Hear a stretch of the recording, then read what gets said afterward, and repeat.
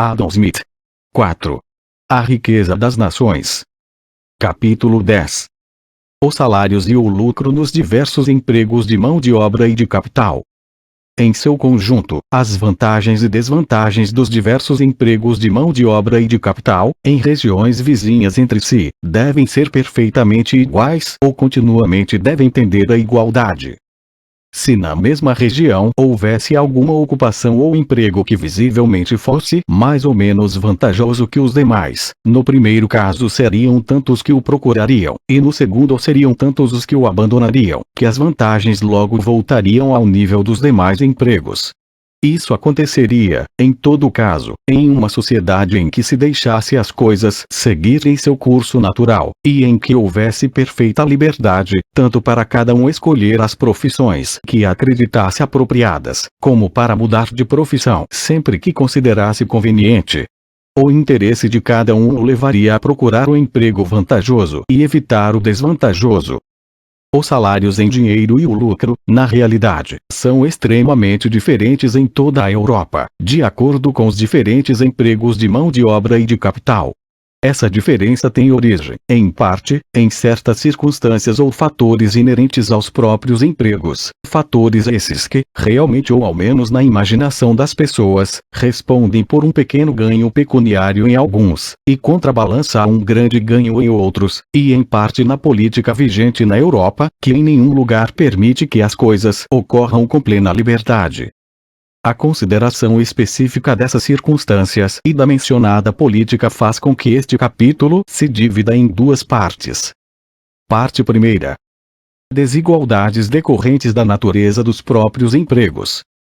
São 5 as principais circunstâncias que, segundo tenho podido observar, respondem por um pequeno ganho pecuniário em alguns empregos e contrabalança a um ganho grande em outros.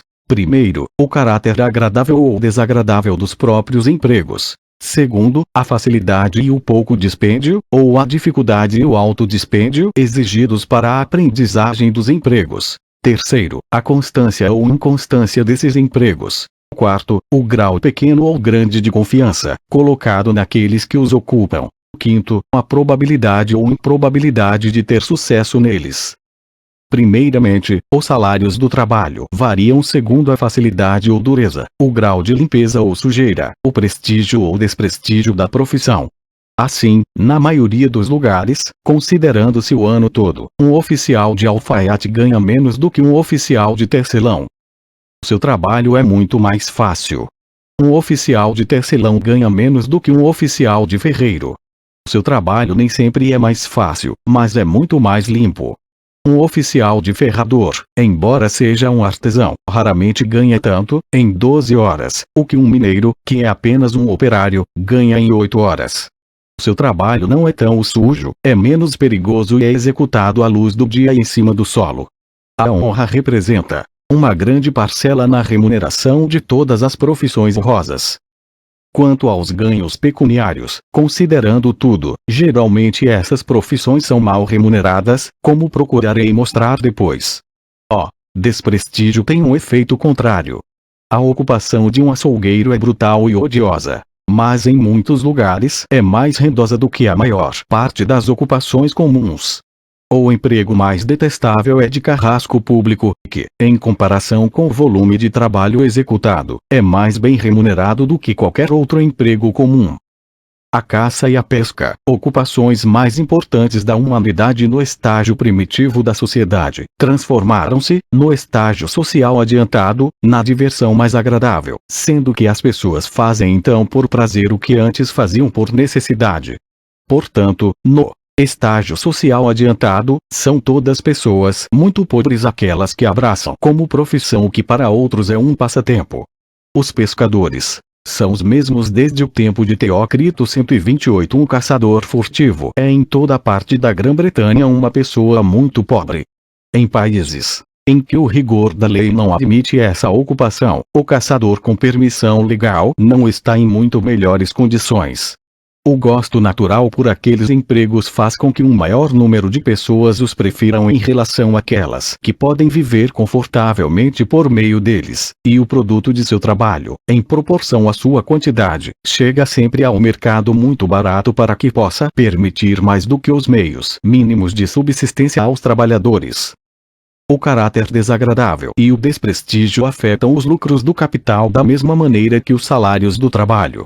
O proprietário de uma estalagem ou taverna, que nunca é dono de sua própria casa, e que está exposto à brutalidade de qualquer beberrão, exerce uma profissão que não é nem muito agradável nem muito prestigiada.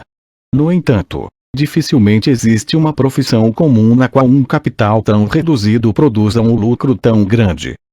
Em segundo lugar, os salários do trabalho variam com a facilidade e o pouco dispêndio, ou a dificuldade e a alta despesa requeridas para aprender a ocupação.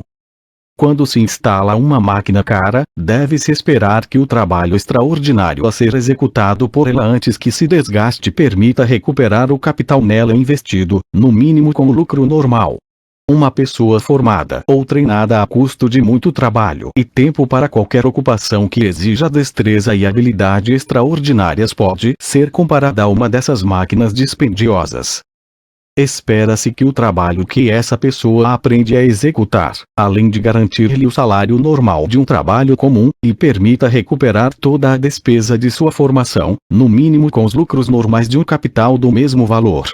Isso deve acontecer dentro de um prazo razoável, levando-se em conta a duração muito incerta da vida humana, da mesma forma como se leva em conta a durabilidade mais certa da máquina. A diferença entre os salários do trabalho qualificado e os do trabalho comum está fundada nesse princípio. A política europeia considera o trabalho de todos os mecânicos, artífices e operários de manufaturas como trabalho qualificado, e o de todos os trabalhadores do campo como trabalho comum. Parece supor que o trabalho dos primeiros é de natureza mais exata e mais delicada que o dos segundos. Em alguns casos talvez isso seja verdade, mas na maioria dos casos ocorre coisa bem diferente, como procurarei mostrar mais adiante. Eis porque as leis e costumes da Europa, para qualificar uma pessoa a executar um determinado tipo de trabalho, impõem a necessidade de uma aprendizagem, embora com rigor diferente conforme os lugares. Os outros empregos deixam-nos livres e abertos a quem queira. Durante o período de aprendizagem, o trabalho integral do aprendiz pertence a seu patrão. Durante esse período, o aprendiz, em muitos casos, deve ser mantido pelos seus pais ou parentes, e quase em todos os casos depende deles para vestir-se. Costuma-se também pagar algum dinheiro ao patrão por ensinar ao aprendiz a ocupação. Os que não podem dar dinheiro, dão tempo, ou então permanecem sem remuneração por um período de anos maior do que o costumeiro, um tratamento que, além de não ser sempre vantajoso para o patrão, devido à habitual preguiça dos aprendizes, representa sempre uma desvantagem para estes últimos. Ao contrário, no trabalho do campo, o trabalhador, enquanto desempenha as tarefas mais fáceis, aprende as tarefas mais difíceis da profissão, e com seu próprio trabalho mantém-se em todos os estágios de seu emprego. É pois razoável que, na Europa, os salários dos mecânicos, artífices e operários de manufaturas sejam algo mais altos que os dos trabalhadores comuns. E, realmente o são. E seus ganhos maiores fazem com que, na maioria dos lugares, sejam considerados como uma categoria superior de pessoas. Todavia, essa superioridade é geralmente muito pequena. Os ganhos diários ou semanais dos oficiais nos tipos mais comuns de manufatura, tais como a de tecido simples de linho e lã, se computada a média, na maioria dos lugares, representam pouco mais do que o salário diário dos trabalhadores comuns. Certamente, sua profissão é mais constante e uniforme, e a superioridade de seus ganhos, considerado o ano todo, pode ser algo maior. Entretanto, parece evidente que não é maior do que o suficiente para compensar o custo mais alto de sua formação. A formação para as artes inventivas e para as profissões liberais é ainda mais cansativa e dispendiosa. Em consequência disso, a remuneração de pintores e escultores, de advogados e médicos deve ser muito superior, e realmente o é. Os lucros do capital parecem ser muito pouco afetados pela facilidade ou dificuldade de aprender a ocupação em que o capital é aplicado. Com efeito, todos os diversos modos de emprego comum de capital nas grandes cidades parecem ser mais ou menos igualmente fáceis e igualmente difíceis de aprender. Determinado setor do comércio, externo ou interno, dificilmente pode ser uma ocupação muito mais complexa do que outra. Em terceiro lugar, os salários do trabalho em ocupações diferentes variam com a constância ou a inconstância do emprego. O emprego é muito mais constante em algumas ocupações do que em outras. Na maior parte das manufaturas, um diarista pode estar bastante seguro de emprego quase todos os dias do ano em que tiver condições de trabalhar. Ao contrário, um pedreiro não tem condições de trabalhar com geada forte ou com mau tempo, e nas outras ocasiões seu emprego depende dos chamados ocasionais de seus clientes. Consequentemente, ele está com frequência sujeito a não ter trabalho. Por esse motivo, o que ele ganha enquanto está ocupado, não somente deve ser suficiente para mantê-lo quando está ocioso, mas também para dar-lhe alguma compensação por aqueles momentos de ansiedade e tristeza pelos quais às vezes passa, ao pensar em sua situação precária. Portanto, lá onde os ganhos da maior parte dos operários manufatureiros estão mais ou menos ao mesmo nível dos salários diários dos trabalhadores comuns, os salários dos pedreiros são entre 50% e 100% mais altos que aqueles. Lá onde os trabalhadores comuns ganham 4 ou 5 shillings por semana, os pedreiros com frequência ganham 7 ou 8. Lá onde os primeiros ganham 6, os segundos ganham 9 ou 10, e onde os primeiros ganham 9 ou 10, como em Londres, os segundos geralmente ganham 15 ou 18. E no entanto nenhum tipo de trabalho qualificado parece mais fácil de se aprender do que o dos pedreiros. Afirma-se que os carregadores de cadeirinhas de Londres durante o verão, às vezes se empregam como pedreiros. Por conseguinte, os altos salários desses trabalhadores não são tanto a recompensa de sua habilidade, senão mais a remuneração pela instabilidade que caracteriza sua profissão. Um carpinteiro de casas parece exercer uma ocupação de tipo mais aperfeiçoado e mais inventivo que um pedreiro. No entanto, em alguns lugares, pois não é assim em todos, seu salário diário é algo mais baixo. Sua ocupação, embora dependa muito dos clientes, não depende tanto quanto a do pedreiro. Além disso, seu trabalho não está sujeito a ser interrompido pelo mau tempo. Em se tratando de ocupações que geralmente garantem emprego constante, quando eventualmente deixam de oferecer essa segurança em um determinado lugar, os salários dos trabalhadores em questão sobem bastante em relação à proporção normal dos salários dos trabalhadores comuns. Em Londres, quase todos os artífices diaristas estão expostos a serem despedidos pelos seus patrões de um dia para outro, de uma semana para outra, da mesma forma que os diaristas de outros lugares. Por isso, a categoria mais baixa de artesãos, os oficiais de alfaiate, ganham em Londres meia coroa por dia, embora o salário de um trabalhador comum gire em torno de 18 pence.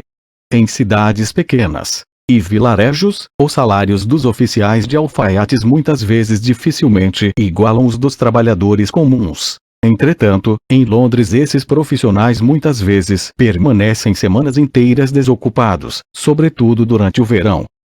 Quando a instabilidade do emprego se associa à dureza do trabalho, à sua natureza desagradável e à sujeira do serviço, essas circunstâncias por vezes fazem o salário dos trabalhadores comuns subir acima do salário dos artesãos mais qualificados. Supõe-se que em Newcastle, um mineiro que trabalha por tarefa ganha geralmente em torno do dobro, em muitos lugares da Escócia, até o triplo, do salário pago ao trabalho comum.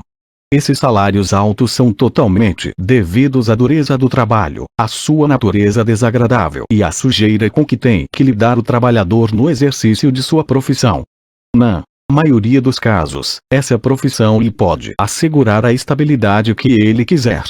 Os carregadores de carvão de Londres exercem uma profissão que, no tocante à dureza, ao caráter desagradável e sujo do serviço, quase se emparelha com a dos mineiros. Devido à irregularidade inevitável das chegadas dos navios transportadores de carvão, essa profissão necessariamente oferece muito pouca estabilidade para a maioria deles.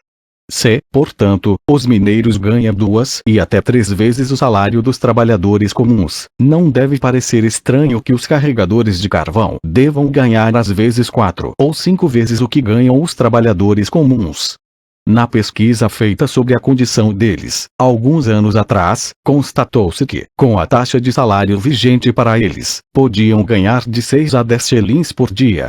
6 shillings correspondem mais ou menos a 4 vezes o salário de um trabalhador comum em Londres, sendo que em cada ocupação específica o salário mínimo comum pode sempre ser considerado como o ganho efetivamente auferido pela maioria.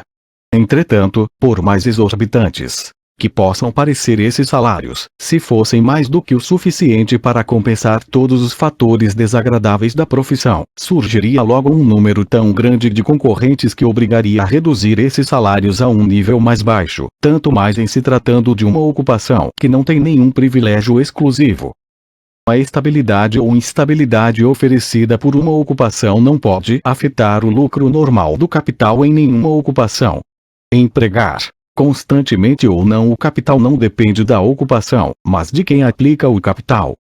Em quarto lugar, os salários do trabalho variam de acordo com o grau de confiança, pequeno ou grande, que se deve depositar nos trabalhadores.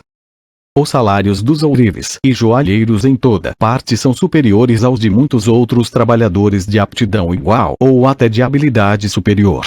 Isso em razão dos materiais preciosos que lhes são confiados. Confiamos nossa saúde a um médico, nossa fortuna e às vezes nossa própria vida ao advogado ou procurador. Tal confiança não poderia, seguramente, ser depositada em pessoas de condição menos que mediana ou baixa. Por isso, a remuneração desses profissionais deve ser tal que lhes permita ocupar na sociedade aquela posição exigida pela confiança tão grande que neles se deposita. O grande dispêndio de tempo e de dinheiro necessário para formar um profissional dessa categoria, se aliado a essa circunstância, aumenta necessariamente ainda mais o preço de seu trabalho. Quando uma pessoa aplica somente seu próprio capital em um negócio, não há lugar para confiança, e o crédito que pode receber de outras pessoas não depende da natureza do seu negócio, mas do conceito que esses têm sobre a fortuna, a probidade e a prudência do investidor do capital. Por isso, as diferenças de taxas de lucro, de um negócio ou tipo de comércio para outro, não podem provir dos diferentes graus de confiança depositada nos comerciantes. Em quinto lugar, o salário do trabalho em ocupações diferentes varia de acordo com a probabilidade ou improbabilidade de sucesso que elas oferecem.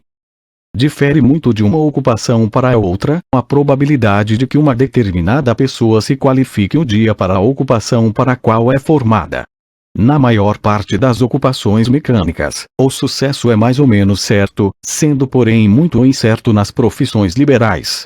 Coloquemos nosso filho como aprendiz de sapateiro, e poucas dúvidas haverá de que aprenderá a fazer um par de sapatos.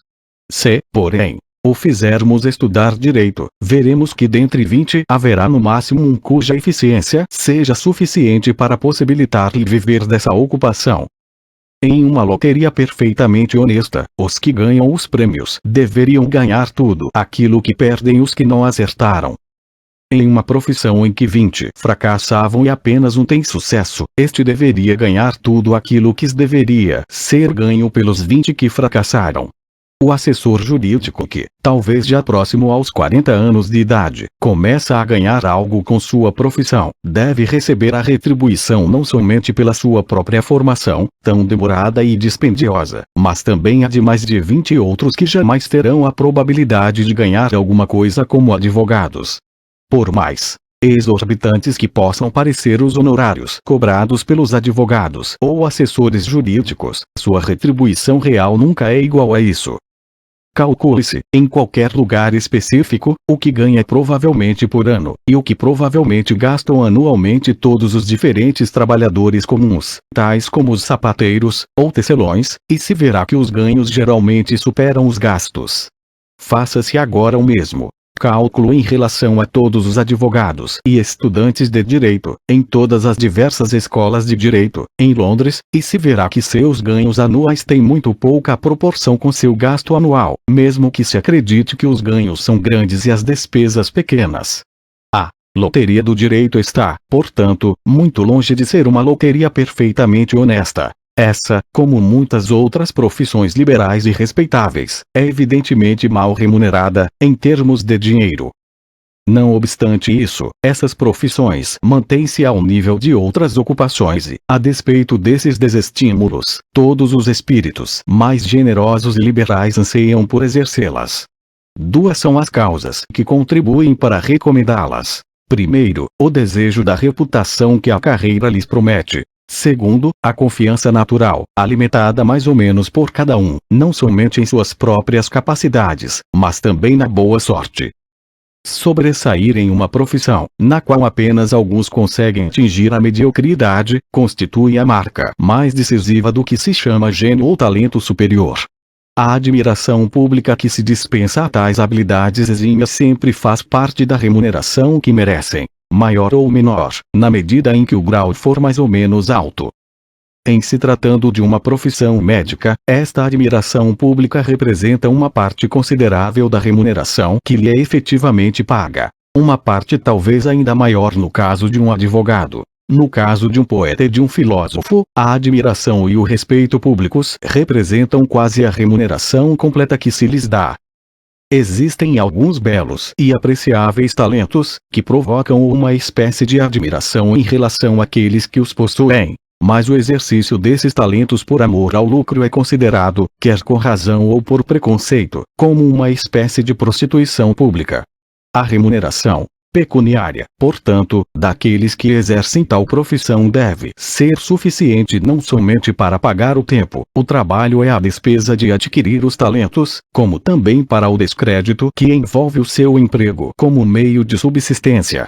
Os honorários exorbitantes pagos a atores, cantores de ópera, dançarinos de ópera etc. estão fundados nesses dois princípios: a raridade e beleza dos talentos e o descrédito de empregá-los dessa maneira. Salta à vista que seria absurdo menosprezar suas pessoas e, não obstante isso, remunerar seus talentos com prodigalidade tão excessiva. Fazendo uma coisa, porém, necessariamente fazemos a outra. Se a opinião ou o preconceito público algum dia mudassem em relação a essas ocupações, sua remuneração pecuniária logo diminuiria. Seriam mais numerosas as pessoas que as abraçariam, e a concorrência logo reduziria rapidamente o preço de seu trabalho. Esses talentos, embora estejam longe de ser comuns, de forma alguma são tão raros como se imagina. Muitas pessoas os possuem à perfeição, mas desdenham em utilizá-los. E muitas mais seriam as capazes de adquirir tais talentos, se com eles se pudesse fazer algo digno de respeito. O altíssimo conceito que a maior parte das pessoas tem de suas próprias habilidades constitui um mal antigo, salientado pelos filósofos e moralistas de todas as épocas. Tem-se dado pouca atenção à absurda presunção que elas têm quanto à própria sorte. E, no entanto, quando possível, ela é ainda mais ilimitada. Não existe ninguém que, com razoável saúde e disposição, esteja totalmente isento desse defeito.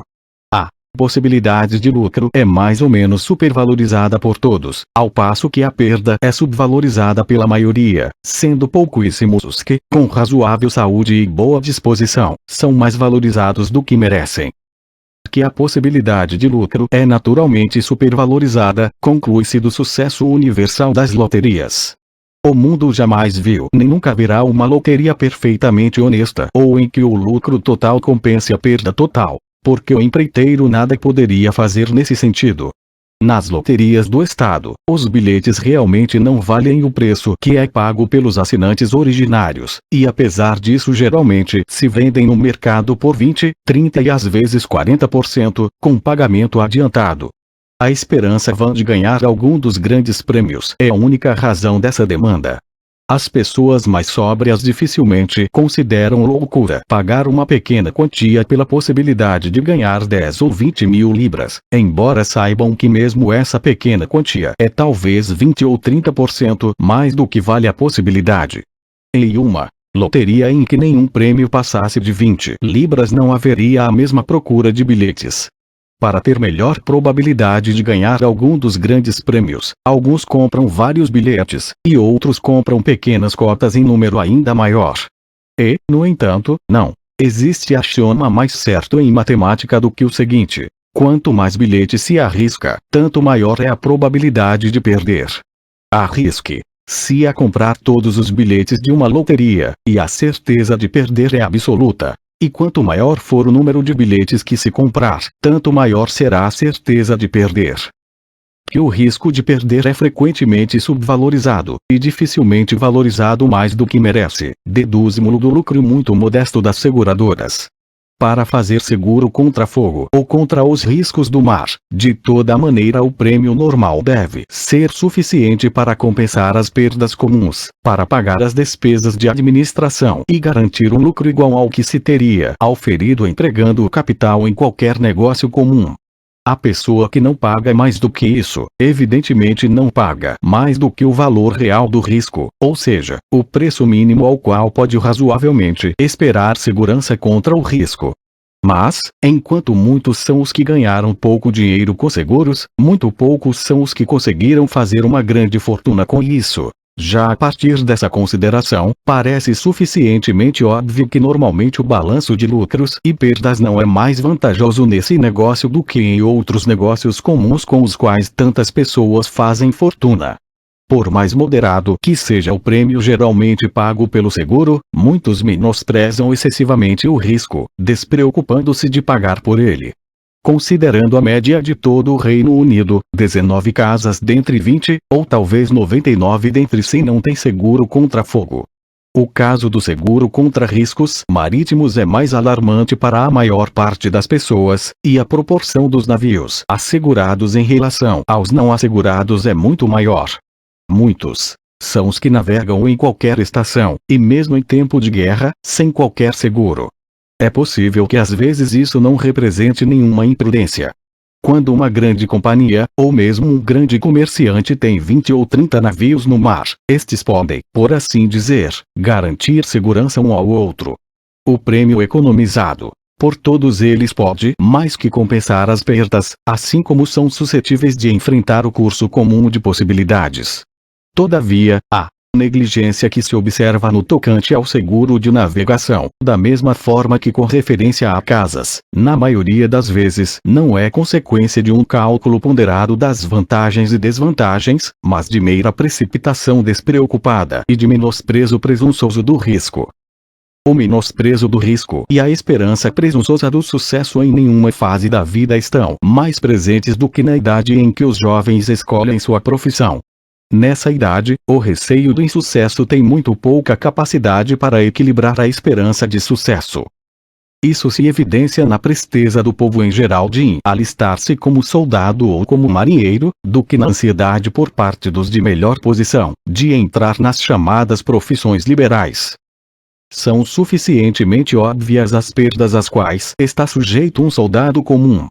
Todavia, sem levar em conta o perigo, os voluntários jovens nunca se alistam com tanta prontidão como no início de uma nova guerra. E embora dificilmente tenham pouquíssima oportunidade de ser promovidos, imaginam, em suas fantasias juvenis, 1000 oportunidades para conquistar honrarias e distinções que nunca ocorrem.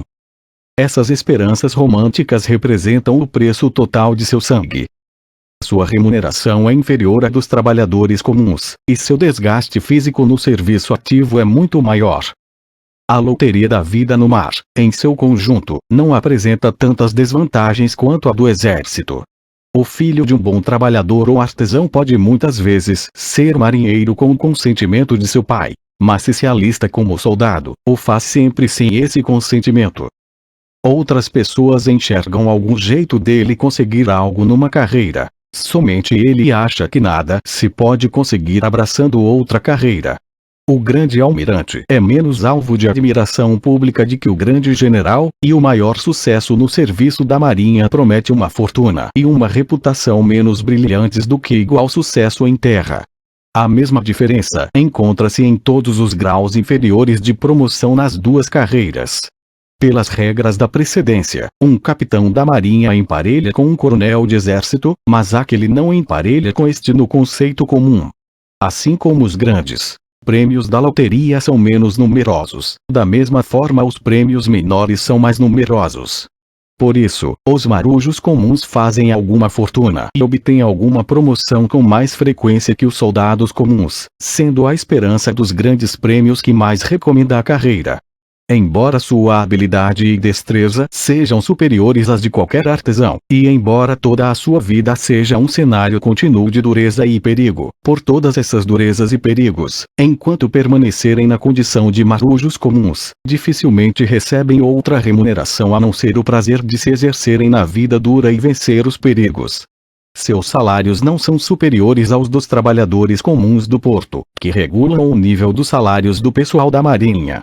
Já que estão continuamente navegando de um porto a outro, o pagamento mensal dos que navegam partindo de todos os diversos portos da Grã-Bretanha aproxima-se mais da faixa do que o de quaisquer outros trabalhadores nesses diversos lugares, e o nível que regula o salário de todos os restantes é o vigente no porto para o qual ou a partir do qual navega a maior parte deles.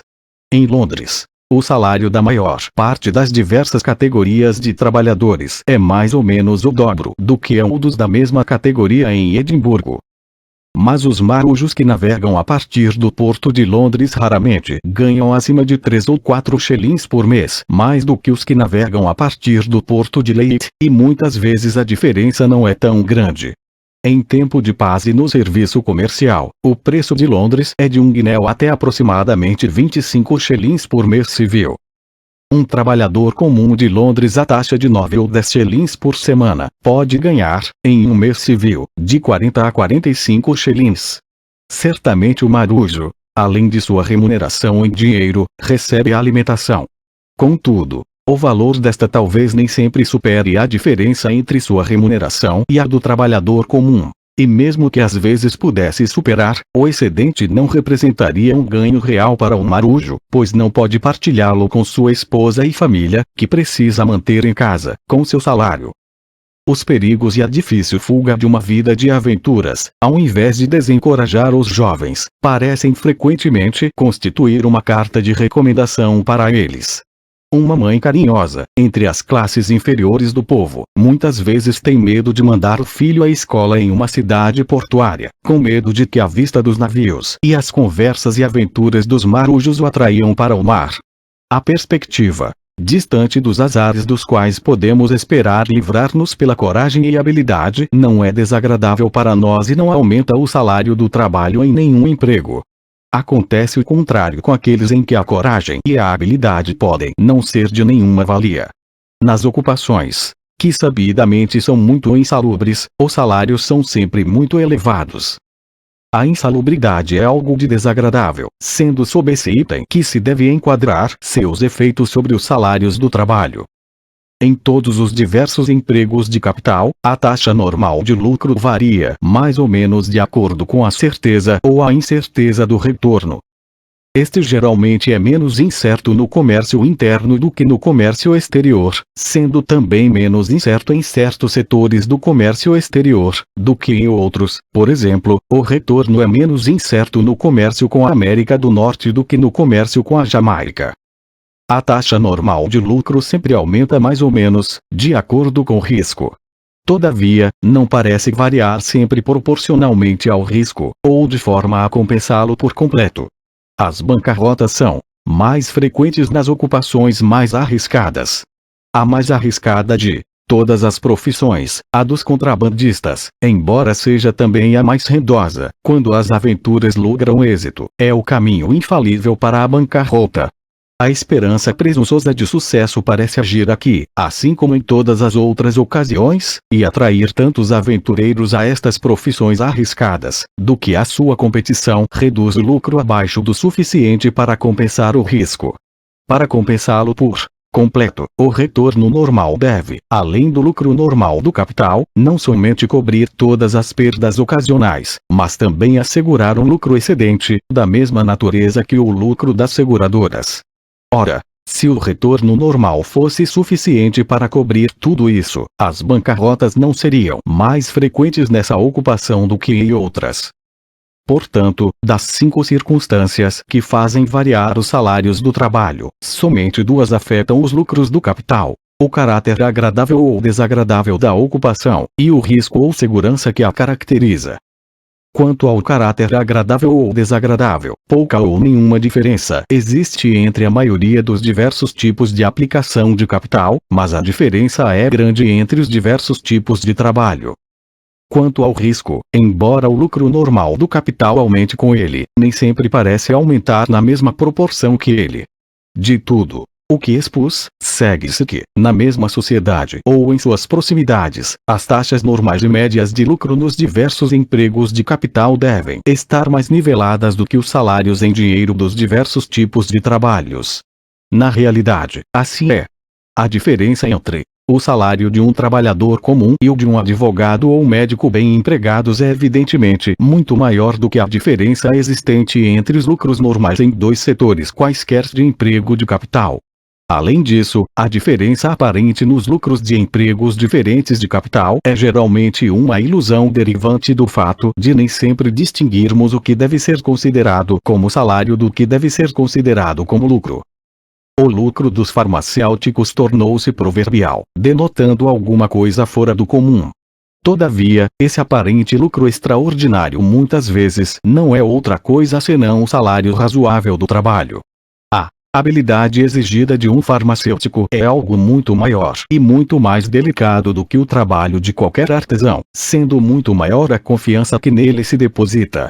Ele é o médico dos pobres, em todos os casos, e também dos ricos, quando o perigo não é muito grande. Em consequência, sua remuneração deve ser consentânea à habilidade que dele se requer e à confiança que nele se deposita, e ela geralmente vem do preço ao qual ele vende seus remédios. Por outro lado, o total de remédios que um bom farmacêutico venderá em um ano, em uma grande cidade, talvez não lhe custe mais do que 30 ou 40 libras. Embora, portanto, ele os venda por 300 ou 400, ou seja, a 1000% a mais, isso muitas vezes pode não representar mais do que o salário razoável de seu trabalho, já que esse é o único meio de que dispõe para cobrar sua mão de obra, ou seja, incluindo-a no preço de seus remédios. Como se vê, a maior parte do lucro aparente é representada pelos salários reais, disfarçados em forma de lucro. Em uma pequena cidade portuária, um pequeno merceeiro ganhará 40 ou 50% sobre um capital de 100 libras, enquanto que um grande atacadista, na mesma localidade, dificilmente ganhará 8 ou 10% sobre um capital de 10.000. O trabalho do merceeiro pode ser necessário para a conveniência dos moradores, e a estreiteza do mercado pode não comportar o emprego de um capital maior. Entretanto, o trabalho de uma pessoa deve não somente dar-lhe o necessário para viver, mas o necessário para viver de acordo com as qualificações que a profissão dela exige. Além de possuir um pequeno capital, ela deve ser capaz de ler, escrever, calcular, e deve também ser um juiz razoável, tendo talvez que emitir julgamento sobre 50 ou 60 tipos diferentes de mercadorias, sobre seus preços, sua qualidade, e os mercados em que pode comprá-las ao preço mais baixo. Em suma, deve ter todo o conhecimento necessário para um grande comerciante, sendo que nada o impede de sê-lo, senão a falta de capital suficiente. 30 ou 40 libras por ano não podem ser consideradas como remuneração excessiva pelo trabalho de tal pessoa com tantas aptidões. Deduza-se isso do lucro aparentemente grande de seu capital, e pouco mais restará, talvez, do que os lucros normais do capital. Também nesse caso, portanto, a maior parte do lucro aparente representa salários reais. A diferença entre o lucro aparente do varejista e o do atacadista é muito menor na capital do que em cidades pequenas e nos vilarejos. Onde se pode empregar um capital de 10.000 libras em uma mercearia, os salários do trabalho do merceeiro representam um acréscimo insignificante ao lucro real de um capital tão grande. O lucro aparente do varejista rico, portanto, está mais ou menos no mesmo nível daquele do atacadista. É por isso que as mercadorias vendidas no varejo são geralmente tão baratas e frequentemente muito mais baratas na capital do que nas cidades pequenas e nas aldeias. Por exemplo, os artigos de mercearia geralmente são muito mais baratos. O pão e a carne comprados do açougueiro muitas vezes têm o mesmo preço. O custo do transporte de artigos de mercearia para uma grande cidade não é maior do que para um vilarejo. Entretanto, é muito mais caro transportar cereais e gado, já que a maior parte dessas mercadorias devem ser trazidas de uma distância muito maior. Por isso, sendo igual o custo primário de artigos de mercearia nas duas localidades, os artigos são mais baratos lá onde sobre eles pesa um menor lucro. O custo primário do pão e da carne do açougueiro é maior na cidade grande do que no vilarejo, embora o lucro seja menor. Por essa razão nem sempre são mais baratos lá, mas muitas vezes têm o mesmo preço. Tratando-se de artigos como pão e carne de açougueiro, a mesma causa que diminui o lucro aparente aumenta o custo primário. A extensão do mercado, por possibilitar a aplicação de um capital maior, diminui o lucro aparente, mas por exigir suprimentos vindos de uma distância maior, aumenta o custo primário. Na maioria dos casos, essa diminuição de um e o aumento do outro parecem quase contrabalançar-se mutuamente. Essa é provavelmente a razão pela qual, embora os preços do trigo e do gado geralmente sejam muito diferentes nas diversas regiões do reino, os do pão e os da carne de açougueiro geralmente são mais ou menos os mesmos na maior parte do reino. Embora o lucro do capital, tanto no comércio atacadista como no varejista, seja geralmente menor na capital do que em cidades pequenas e aldeias, apesar disso é frequente ganhar-se grandes fortunas com capital inicial pequeno no comércio atacadista, ao passo que dificilmente isso ocorre no comércio varejista. Em cidades pequenas e em aldeias, devido à estreiteza do mercado, o comércio nem sempre pode ampliar-se, aumentando-se o capital. Por isso, em tais localidades, embora a taxa de lucro de uma pessoa específica possa ser muito alta, a soma ou montante dos lucros nunca pode ser muito grande, nem, portanto, a soma de seu acúmulo anual. Ao contrário, nas grandes cidades, pode-se ampliar o comércio aumentando o capital, sendo que o crédito de uma pessoa econômica e progressista aumenta com rapidez muito maior do que seu capital.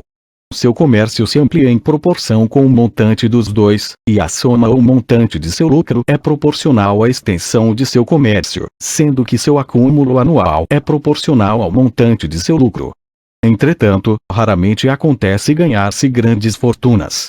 Mesmo em cidades grandes, num setor de comércio regular, estabelecido e bem conhecido, mas em consequência de uma longa vida industriosa, de economia e atenção. Às vezes é possível ganhar fortunas repentinas em tais lugares, mediante o que se chama comércio de especulação. Com efeito, o especulador não explora nenhuma atividade ou profissão regular, estabelecida ou bem conhecida. Nesse ano ele comercia com trigo, no próximo trabalha com vinho, e no ano seguinte opera com açúcar, tabaco ou chá. Entra em qualquer negócio ao prever que há probabilidade de auferir um lucro acima do normal, e o abandona no momento em que prevê que os lucros desse negócio voltarão ao nível dos outros. Seus lucros e perdas, portanto, não podem manter nenhuma proporção regular em relação àqueles de quem quer que tenha estabelecido um ramo de negócio bem conhecido.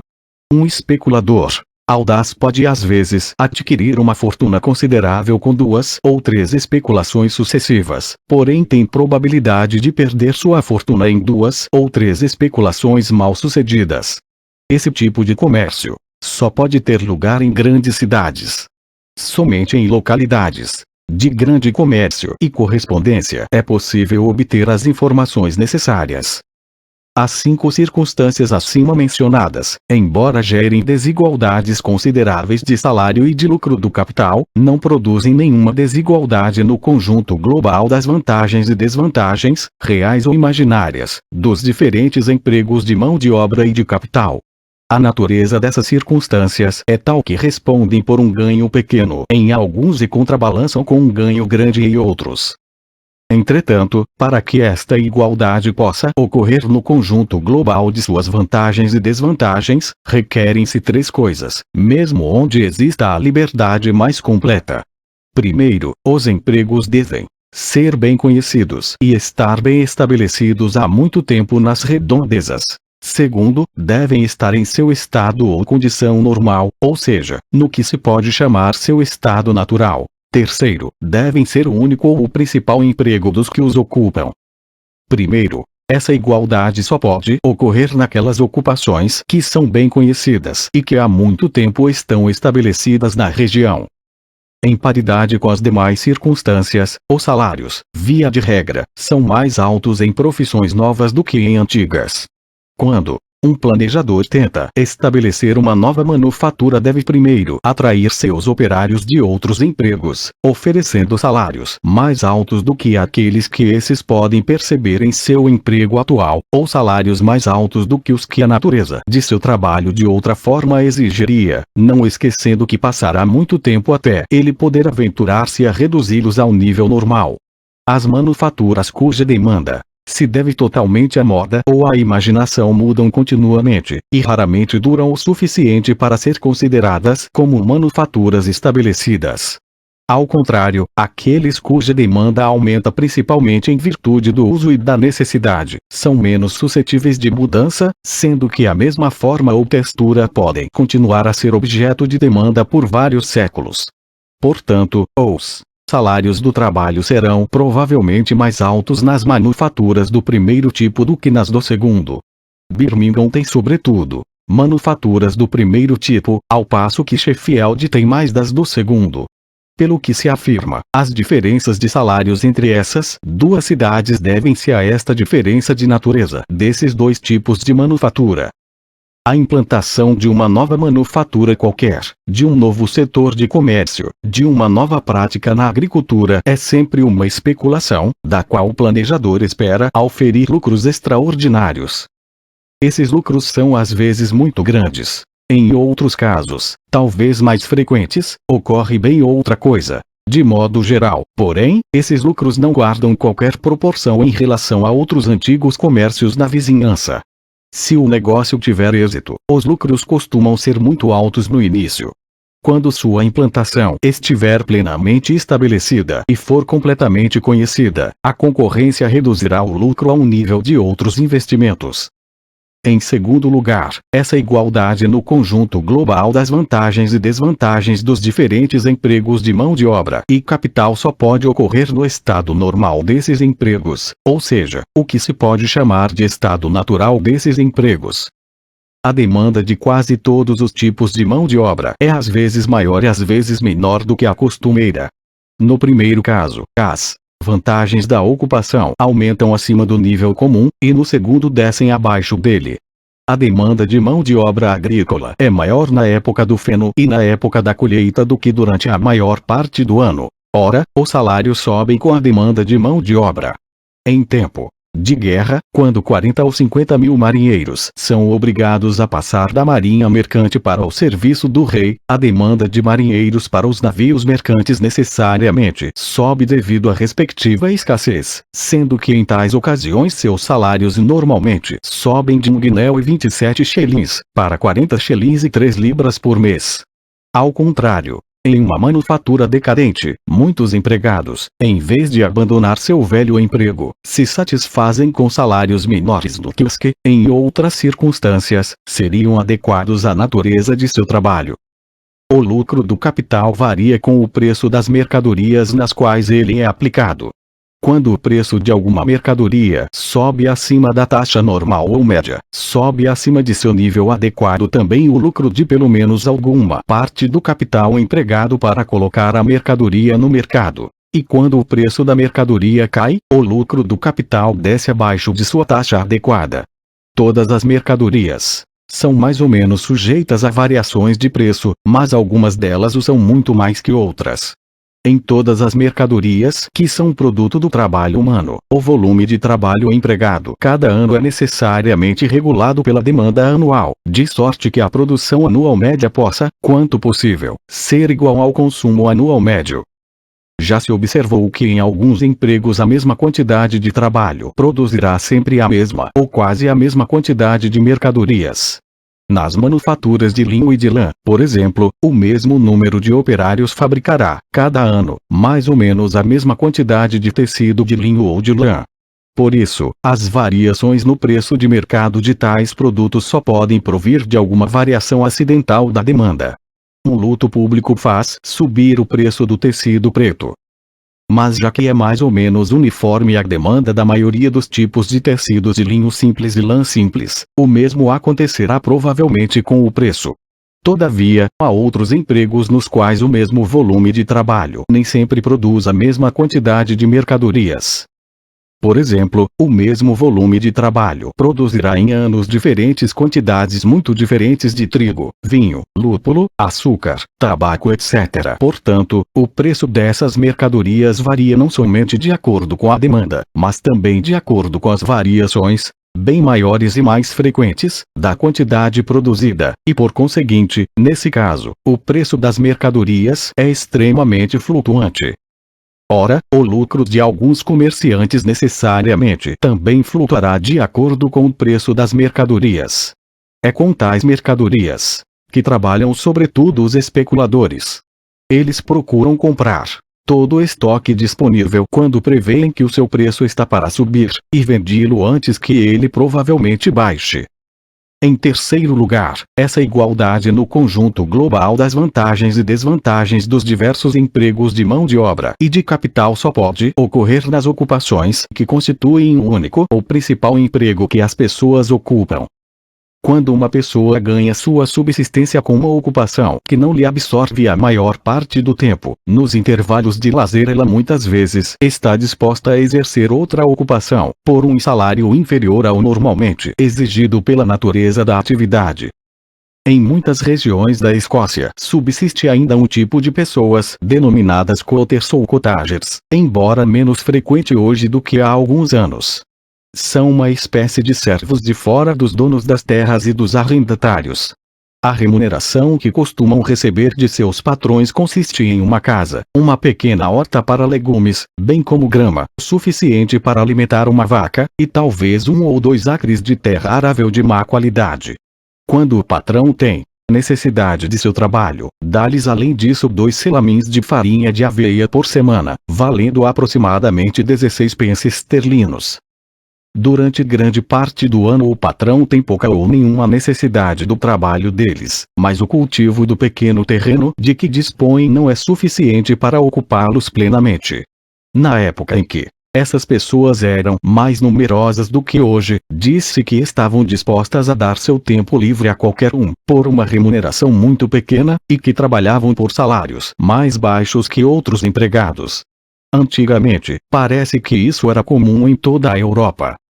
Em regiões mal cultivadas e pouco habitadas, a maioria dos proprietários e arrendatários dispunham de outro meio para conseguir o contingente extraordinário de mão de obra que o trabalho no campo exige em certas épocas do ano.